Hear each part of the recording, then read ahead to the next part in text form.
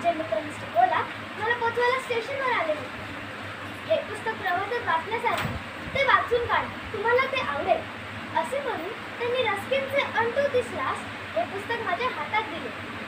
हे पुस्तक वाचण्यास सुरुवात केल्यानंतर माझ्याने ते सोडवेच ना. त्याने मला भरूनच टाकले. जोहान्सबर्ग पुण्याकार 24 तासाचा रस्ता. ट्रेन संध्याकाळी डर्बनला पोहोचली.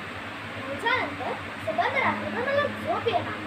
पुस्तकात दर्शविलेले विचार अंगात आणण्याचा निश्चय झाला.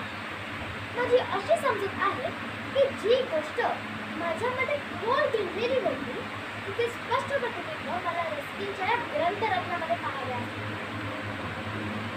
त्यामुळे त्याने माझ्या संपूर्ण ताबा मिळवला आणि त्यातील विचारांची अंमलबजावणी माझ्याकडून करेल. आपल्यामध्ये ज्या सद्भावना सुप्त असतात त्या जागृत करण्याची शक्ती ज्यामध्ये असेल तो कवी होय. सर्व कवींचा सर्वांवर सारखा परिणाम होत नाही, कारण सर्वांमध्ये सर्वात चांगल्या भावना एकसारख्या प्रमाणात नसतात. सर्वोदयाचे सिद्धांत मी समजलो ते असेल. पहिले, सर्वांच्या कल्याणात आपल्या कल्याणात.